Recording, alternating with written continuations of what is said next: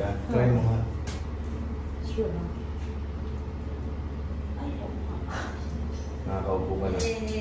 oo nga. Sabi ko naman sa'yo, may ibsan yung masakit ngayon sa'yo. Nakakatay nga ganun. Ang problema, babalik pa siya. Isa pa. Ah? Oo nga. Nakaupo na ako. Oo, nakatayo Kanina, na ako. umahawak ka. Paano babalik?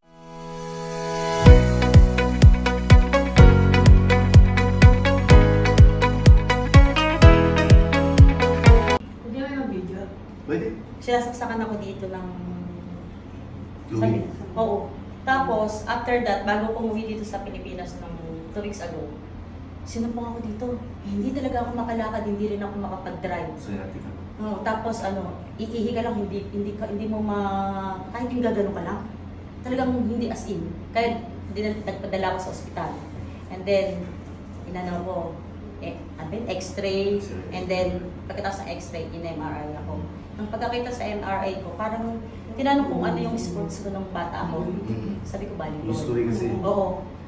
Maari daw na, meron na ako nito, ngayon lang siya, parang, Na-trigger. oo, parang yun dito. Tapos ginawa nila, sinaksakan nila ako dito ng pawala na, kasi nga talagang grabe yung pain ko ng time noon. Tapos ayun, buhat noon, minom lang ako ng gamot nila. Kaya medyo nakauwi ako. Sabi ko, try ko nga ako dito, nakita ko yan. Talagang hindi na ako tutuloy. Try ko lang ako. Tapos pag-akit ako ng hagdanan, until now, hindi ako hindi gano'n. Hindi. Hindi nakakakbang. Tsaka yung uupo na ganyan, hindi. Hindi rin. Bago umupo, ayan, ganyan ka, ayan, ganyan. Pero yung tatayo ka na direct, hindi. Wala sa balance. Wala. Ba din na rin ano? Takot ako. Hindi mo. Ha? Teka lang. Ah? Taas mo yung left side ng paa. Pwede ito? Ganyan lang. Yung, Oo. Dislocated yung hips mo, ma'am. Kaya hindi mo siya maitaas. ganun. Kabila. Kasi yan ang unang inanuhan. Sinasaksakan niya.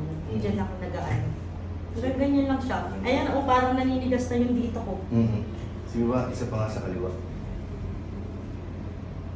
Tapos yung dito niya naninigas na siya. Say. Happy birthday mo muna bawal sa vlog yun. I-edit mo na lang. Ginalagyan ng sounds. Ayan na po ang ate ko. Ang dami ko na Dito lang po kami sa Tarlabi. Hilo. Taas mo ulit yung left side. Taas na. Matas na. Kabila.